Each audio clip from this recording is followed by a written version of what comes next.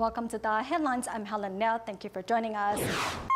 Coming up in today's show, Paraguay Tzu Chi volunteers visit a local nursing home to celebrate Mother's Day and hold a free clinic at local liaison office to cure sickness. In China, Dongguan Tzu Chi volunteers visit two local nursing homes to hold a Buddha Day ceremony and care for the senior residents. As Pacific Ocean CO2 level is on a rise, we investigate the problems it might cause if we don't take action now. In Paraguay, Tzu Chi volunteers visited a local nursing home to celebrate Mother's Day with the senior residents. As well, the volunteers organized a free clinic at the Tzu Chi Asuncion liaison office, where Zhong Ruizhen, a Chinese medicine doctor, contributed her medical skills in tending to the patients. Here at the local nursing home, Tzu Chi volunteers bring gifts to care for the senior residents. Upon seeing the volunteers, many seniors are all smiles. The bedridden seniors also receive the volunteers' care and love.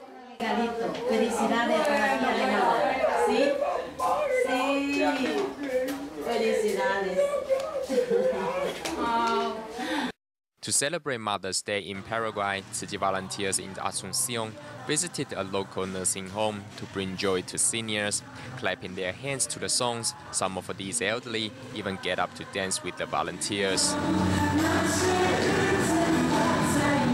The volunteers' devotion not only moved the senior residents, but also attracted the attention of a local TV station. Through a press interview, residents in Paraguay will gain a better understanding of this Buddhist NGO. Over the past 17 years, Tzu Chi volunteers have continued to tend to the needy in Paraguay as they regularly carry out food distributions for care recipients. In Bañado, Tacumbu, care recipients have received Tzu Chi food baskets each month.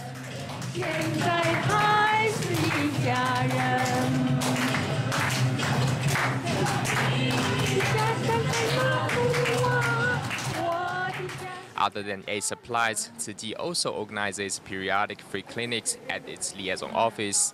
Twice a month, Chinese medicine doctor Zhong Ruizhen provides acupuncture services, and her skills have attracted more and more patients over the years. 阿姨，她那个手指那关节这样子变形，有办法吗？已经变形了。小吃肉就没那么痛。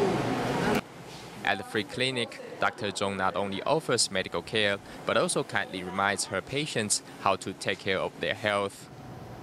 The United Nations International Labour Organization in Haiti carried out a reconstruction project after the 2010 earthquake to help local residents rebuild their homes. The project, similar to Tzu Chi's relief work program, gave residents the opportunity for formal training and employment while also improving their community environment. The 2010 Haitian earthquake left tens of thousands of houses damaged, as well as some 15 million square meters worth of debris. In the years after, the government has recycled and reused whatever it has been able to find from the remaining rubble.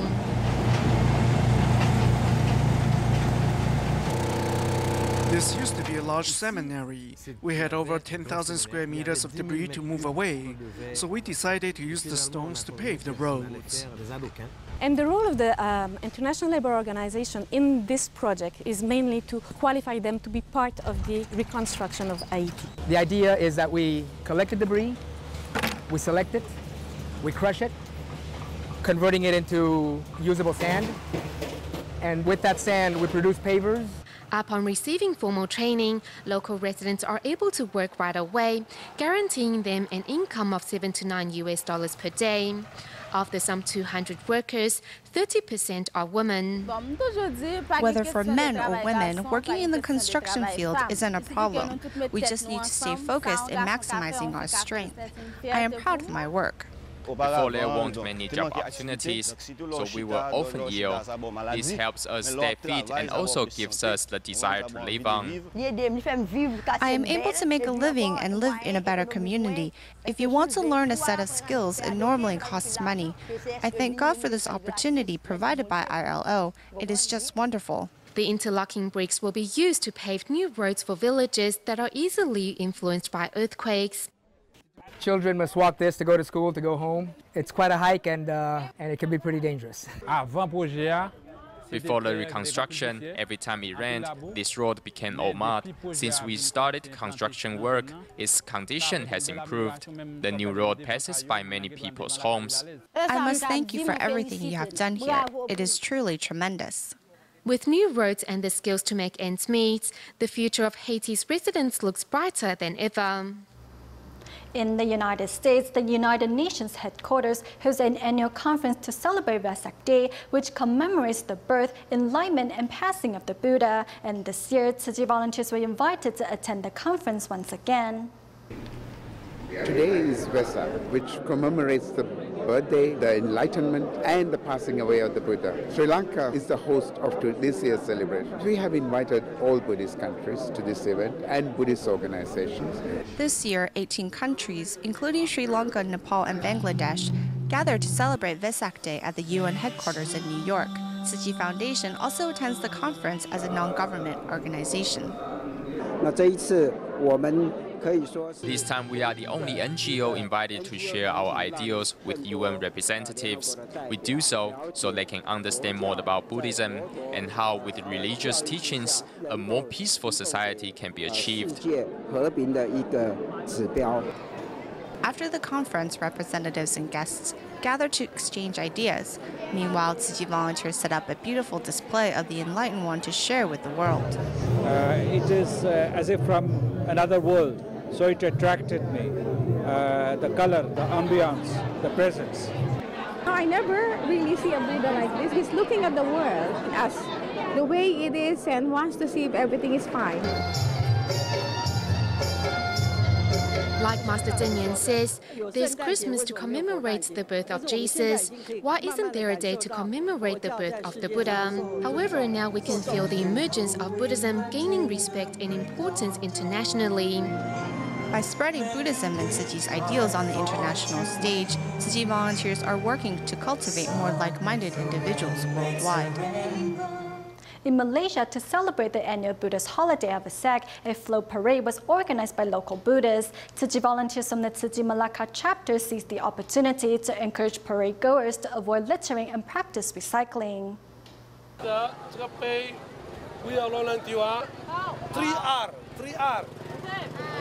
是什么 ？Recycle, reuse, reduce. As students take part in the parade during the celebration of Vesak, their school's vice principal reminds them to keep the streets clean. Don't litter. That is for the sake of the environment. It's important to keep our environment clean. Since 2007, Malacca Tzu Chi volunteers have been setting up recycling points on the street where the parade passes to encourage local residents to practice recycling.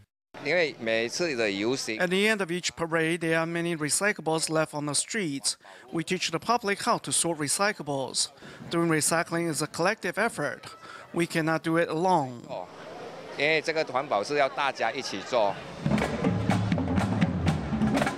Seeing some of their fellow citizens throw bottles into the bins, many residents were inspired to pick up the recyclables on the road and give them to the volunteers. There's a lot of garbage on the road. It would be a waste if we didn't pick it up. If each one can do their part, the effects of global warming will not be so severe.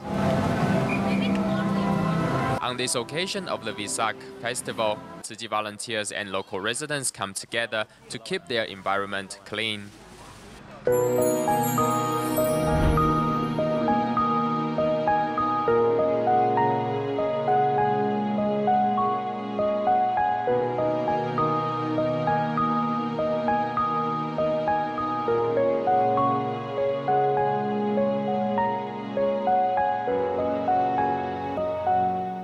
Recently in the Philippines, the resorts were Manila asked Tzu Chi volunteers to come share their experiences in environmental protection with their employees.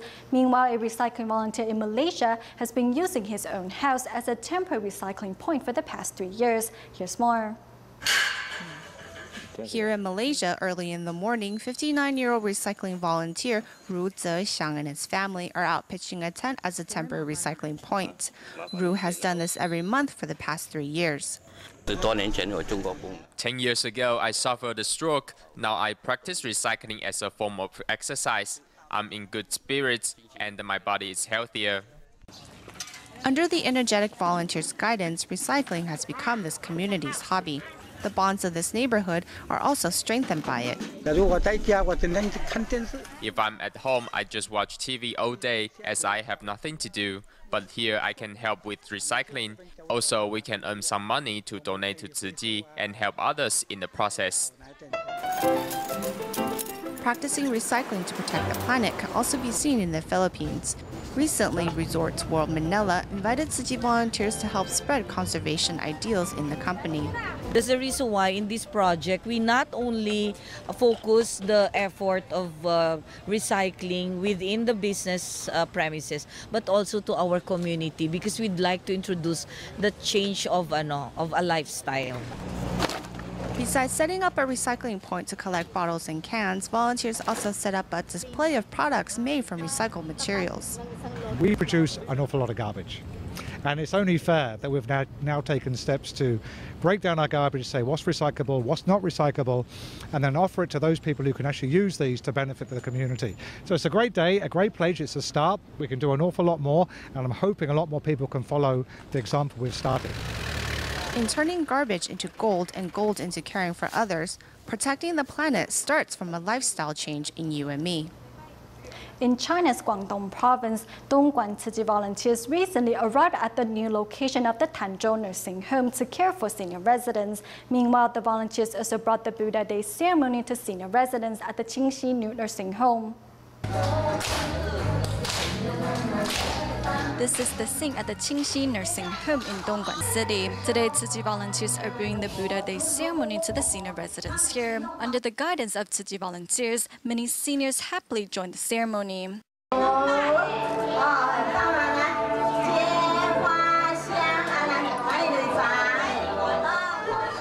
Today, 25 students from Tangshan Electronic and Technology School are also on the scene to pay respect to the senior residents by offering tea and warm hugs.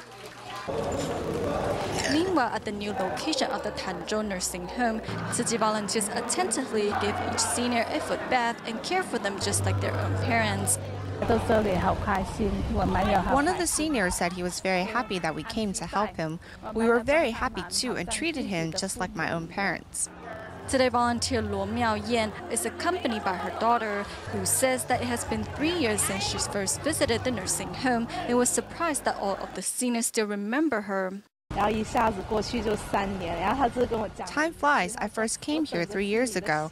One of the seniors said he looks forward to eating my wedding cake. Today's nursing home visit is also attended by first-timer Wu Lizhen, who realized that a little love and care can bring big smiles. Right now, I am learning how to interact with the seniors so when I go home, I can treat my parents better. Volunteer Tian Wei-zhen also says that Tzu Chi has made her realize that it is much more important to apply Buddhism to her daily life than pray for personal blessings. Tzu Chi taught me and provided me a chance to incorporate Buddhist teachings into my daily life. Thanks to the nursing home visit, these volunteers realized that through the process of giving, they're not losing anything but instead gaining tremendous joy.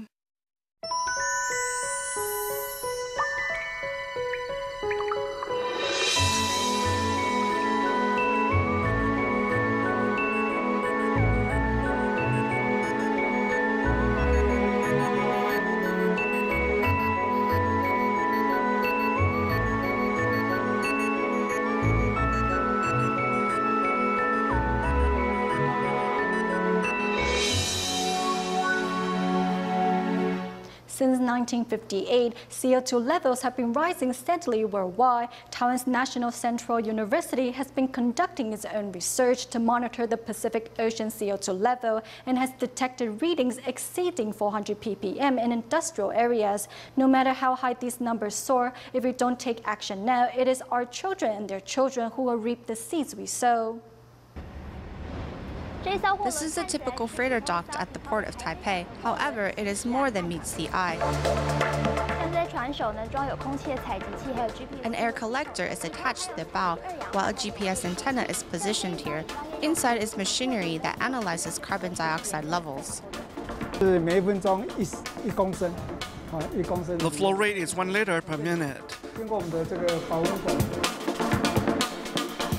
The air flows down this insulated pipe and is sucked into these machines, where it is then analyzed. Utilizing 9 freighters that sail the Pacific from Taiwan, National Central University monitors changes to the ocean CO2 level. Every week, scientists set up the 200 kilos of equipment in different ships. The Pacific Ocean is the largest ocean on the planet. Past studies have shown that the North Pacific plays a vital role in absorbing the planet's carbon dioxide. Absorption by the sea and natural depletion can only do so much. The National Oceanic and Atmospheric Administration of the US has detected CO2 levels exceeding 400 ppm at its Mauna Loa Observatory in Hawaii. A so-called CO2 concentration level of 400 ppm can only be found in relatively clean areas. In industrial areas, such a figure doesn't exist. They have far exceeded 400 ppm already. Carbon dioxide is not evenly distributed in our atmosphere. The reading means that even an area as pristine and unpolluted as Hawaii cannot escape high CO2 concentrations. We discovered that when vessels approach the marine boundary layer, the readings detected coincide with the data from Mauna Loa. However, when vessels approach industrial areas, the level rose sharply, falling in a range between 410 and 500 ppm. If you look at the data collected over a month's time, you can see that the level is increasing. The number 400 is just an average reading. We can see that not only is the CO2 level rising, but its rate of increase is alarming. The CO2 readings collected at the observatory since 1958 has been made into a graph known as the Keeling curve. Though the level fluctuates in a year's time, the curve rises steadily over the years, an indication that humans have done little to cut carbon emissions. The lifetime of carbon dioxide averages around 120 years. When discharged through emissions, the gas will diffuse into our atmosphere and further increase the background concentration level. What is more alarming is that heavily industrialized or polluted areas have readings that far exceed expectations. The background level is already 400. The current CO2 concentration level is the highest it has been in the past 800,000 years. This will deeply affect us. The rise in CO2 levels will amplify global warming, increasing the average temperature by 2 degrees Celsius. Plus, extreme weather patterns will likely become a regular occurrence. Destructive heavy rains might occur more frequently. Also, there are typhoons. Perhaps the number of typhoons in the West Pacific might still average around 26 a year. However, their paths might change, and those affecting Taiwan could increase. Just 4 or 5 would be a lot. As the planet speeds up circulation to try to balance itself, the global rainfall pattern might be affected, challenging every country's water conservation and management policy. Recent studies show that the global rainfall pattern is changing. Areas that receive sufficient precipitations will only get more rainfall, while areas where rains are needed will only get drier. We call this extreme rainfall and drought.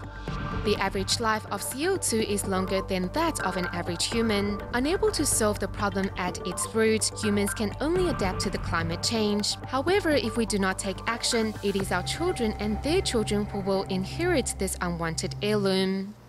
Students from England's Coventry University recently visited the Kaohsiung Jingsi Hall in Taiwan. As geographic and disaster management major, they wish to gain a better understanding of Tzu Chi and learn how the Buddhist NGO provides first-hand help to people around the globe in face of disasters.